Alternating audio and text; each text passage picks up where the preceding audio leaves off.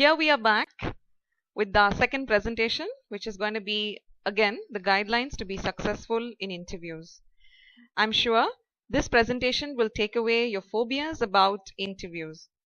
And during this presentation, we are going to deal about interviews. I'm going to tell you what is an interview all about, the purpose of interview, the objective of interviews, the major types of interview, the other types of interview, and last of all, the categories of interview. Now, you must be wondering why you need to know all this. But I would always advise that the candidate should have knowledge about all these things. Like at the end of the day, I don't want you to sit back and wonder, like, what is this all about? I just thought it was the first round aptitude, the second was GD, and third will be a technical or a HR interview, and that's it. Some of us might have to face different types of interview. So it's nothing wrong, or it's really good for us to have knowledge about all the types of interview and the categories. So let's get started. First and foremost, what is an interview? Yes, it is a formal discussion between the recruiter and the candidate. Here, during the process, information is actually exchanged. The candidate is trying to give information about himself and to prove to the HR that he is the right person for the job. And the HR on the other side is trying to test the candidate about the same. So the process is a two-way process where both of them communicate for one common purpose. It is definitely recruitment. Now, an interview is definitely a method to find out whether the candidate is suitable for the job. And it is also a method to find out what motivates the candidate to work better. It also helps us to find out the level of communication of the candidate, whether he or she is a leader or a follower. And the spirit of professionalism in the candidate is also identified in an interview.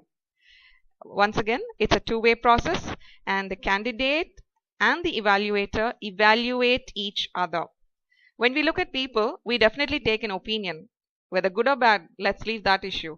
So when you look at people, we take an opinion. So during an interview, the candidate takes an opinion about the HR, and the HR in turn takes an opinion about the candidate. And the opinions mostly would deal around whether the candidate is suitable for the job. So as I said earlier, dress well, as the opinion is decided 50% on what and how we dress to the interview. Now, what's the purpose of conducting an interview? The purpose might be as follows. It might be requiring for a job employment, or an admission to a college or university, or maybe considering for a scholarship, applying for a scholarship or a fellowship, or maybe for other professional purposes. So first and foremost, the candidate needs to have clarity about the purpose of attending the interview. The next part is the objective of the interview. What really happens in the objective of the interview? The employer's objective is to find the best person for the job. So the employer will focus on the following. He will focus on the skills, the ability, the qualifications, the interest, the attitude, the motivation, and the personality of the candidate.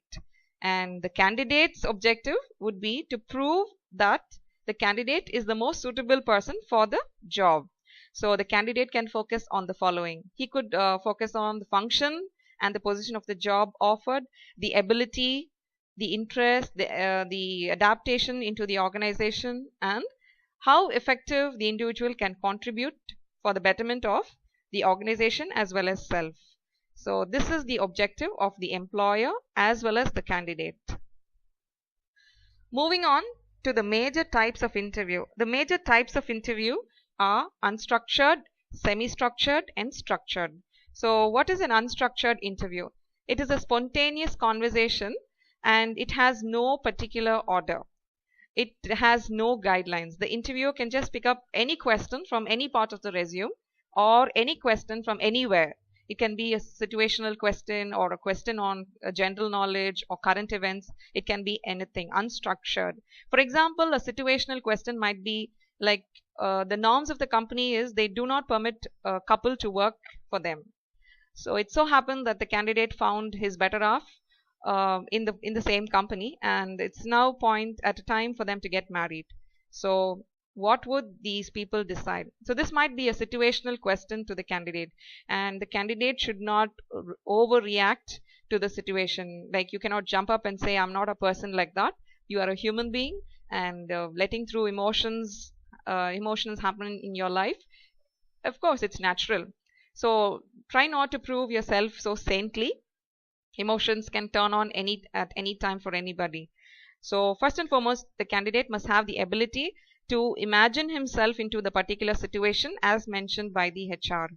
And the right answer to this particular situation would be, the candidate and his better half would sit and decide or take a call on who could actually contribute better to the company, and that person will continue the job after their marriage. This would be the appropriate answer to a situation like this. Coming on to the semi-structured interview, here it's a guided conversation where broad questions are asked and new questions are allowed to arise as a result of discussion. So the point here is the HR kind of asks you some question and you give him an answer, and from that answer the new question is taken forward. So more or less the area of discussion would be the same. So more or less the area of discussion would be the same. Now here again it's a two-way communication. So the questions can be open-ended or it can be closed-ended, and the communication happens here only to receive information. And the last one is the structured interview. This is an oral presentation of a written questionnaire.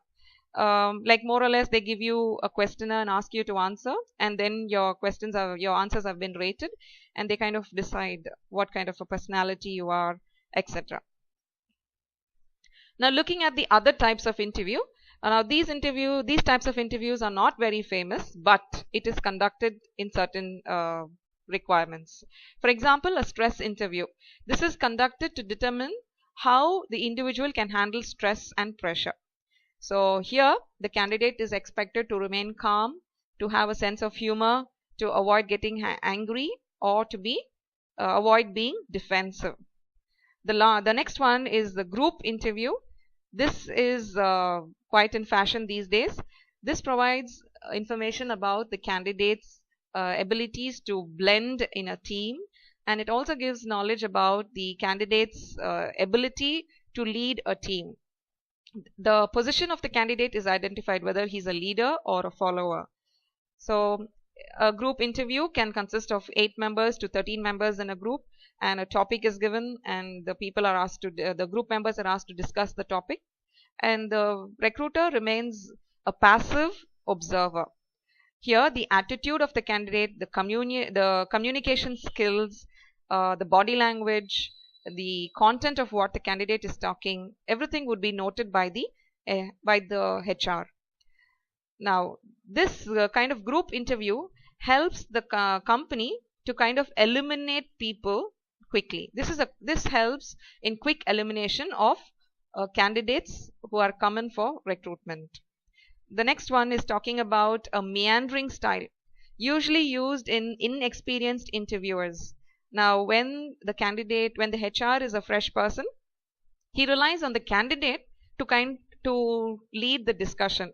The HR might have some reservations. He may not be in a state to pose a lot of questions or to make the interview as interactive as possible. So here the ball is in the candidate's court. So when you have a meandering style, make sure you take questions which are sensible to show that you are a smart person and that you are the right person for the job. Over now to the tag team interview. Now this method of interviewing is often attractive for companies that rely heavily on team cooperation. So a company which wants the candidate to have team skills, they have this tag team interview. It is mostly conducted to check the interpersonal skills of the candidate, the ability to work with other workers. Now I'll tell you how this tag team interview actually works. You might be surprised when you enter the room for your interview. You will normally expect the HR alone to be seated, but they will take you on a hop. It might be the HR with plus 3 people to surprise the candidate. So the very look of the candidate when he enters the hall would be noted by the recruiters. And at times you might have multiple people interviewing the candidate simultaneously. So here again, the emotions of the candidate is identified. Over now to the next one, which is rotating interview. This is nothing but a series of one-on-one with different interviewers. You might be sent to different rooms to meet different HRs, and you'll have personal interviews with them, or you might have the interviewers seated in one room. You just have to keep moving from table to table. So ultimately, the score sheet will be decided on a collective basis. Next, we come on to the panel interview, and this can scare candidates, especially when you're a fresher, because you have 2 to 5 interviewers, and sometimes it might be 13 people at the panel, and definitely they would be seated in a line, and the very appearance of the recruiters sitting as a team might give a jittery feeling to the candidate. But remember, candidates, you need to be very calm. They are just human beings on the other side, and I understand they are in great number and you are all alone. Don't get nervous, just take it as it comes. So my advice to the candidate here would be, respond to the person who raises the question to you. Start answering by looking at the person who asked you the question, but keep moving your eyes to the rest of the team members. Because if you tend to get focused only on the person who asked you a question, it says that you're not having the ability to lead a team, you're not having eye contact, you don't have the right body language or the right approach to the question. So I repeat, you need to start answering by looking at the person who raised the question, but then shift your eye contact to the rest of the panel members, because at the end of the day, this is not a one-man show. The decision is made by all the panel members. So supposing you do not get in right track with one panel member, forget it, because majority wins. You must be knowing that. So here, eye contact plays a big role. Talking to you about the categories of interview. Now, there are various categories. The first one would be the face-to-face interview, which is normally called as a personal interview, where you kind of share a mutual bond itself with the recruiter. Next, we have the telephonic interview. This happens in condition where the HR or the available recruitment team, they are not able to meet the candidate in person. So they always fix a particular duration or a particular time, and the candidate is asked to call up. And here the candidate needs to remember one big thing. First and foremost, search for a silent place. Make sure you're not disturbed or you're not, tensed about anything. Make sure you're getting the right signal, you have enough charge, and always have a scribble pad with you when you take up your telephone interview, because they might be asking you some questions, or they might be giving you some suggestions. And also have your CV in your hand, as well as your points which you have taken about the company, the research which you have done about the company, because the questions might be asked about the research of about the knowledge about the company. So have these things and be very cool.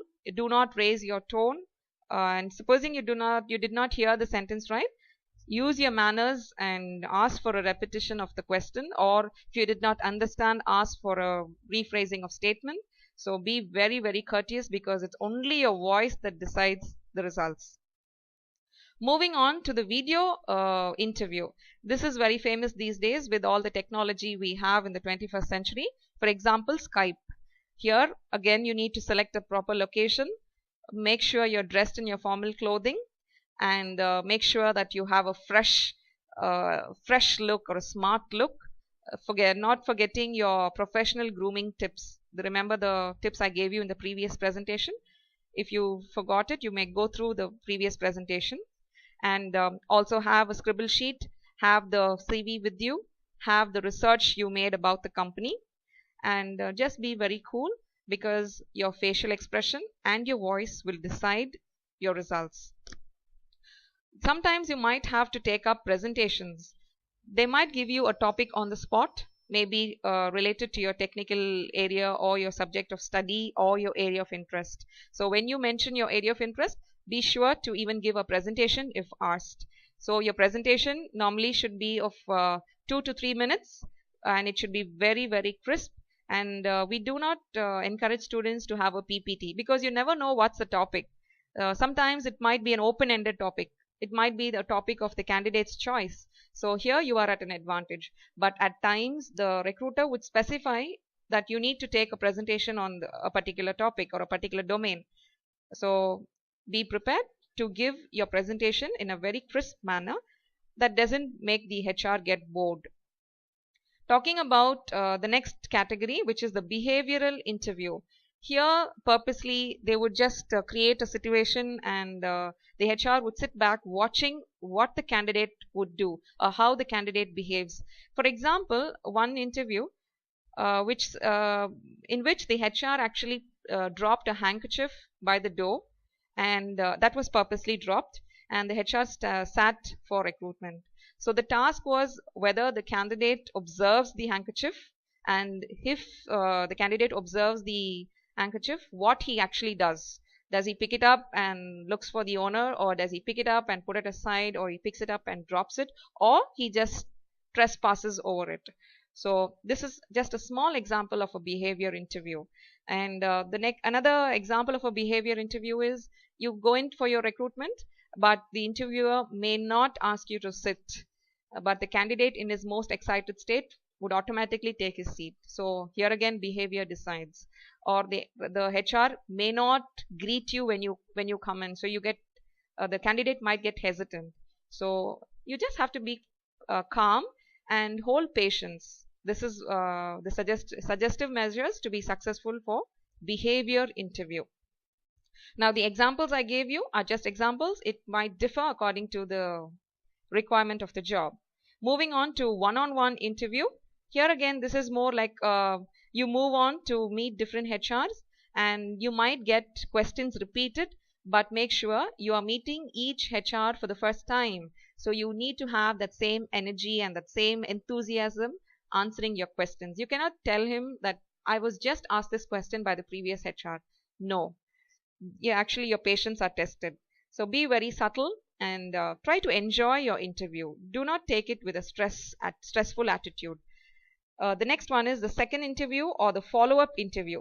This is actually an interview normally conducted so that the candidate gets a break. The first interview would be just an aptitude or a GD, a group discussion, and the candidate might be asked to come in for a second round of interview. So here definitely the second interview would be a follow-up of the previous interview. So you need to remember what you really spoke and what you did not answer in the previous interview, and make sure that you project it during your second interview so that you kind of prove that you have done your homework, or you have tried to gain knowledge about what you did not know yesterday or in the previous interview. Now moving on to the screening interview. This screening method differs according to the company. They screen the candidates depending on their personality, the type of personality they have proven through the questionnaire, or through the aptitude, or through a situational test. So screening can differ according to the companies. And next is the informational interview. They just kind of test the student how informative he is actually about a particular domain, about a particular technology, or about a particular area of interest. So information interview would be more or less perfectly a technical interview. And the next one is a directive style interview. Here the interviewer directs the candidate on what to answer next. The candidate is not allowed to give too much of explanation. The questions are very specific. Only specific answers are expected. So it's more or less a very crisp kind of style. And I hope you have gained enough knowledge about the different categories, the different types, the major types, so that when you have these interviews in your lifetime, you would remember the tips I gave you today. So wishing you good luck, and have confidence, do your best. Thank you.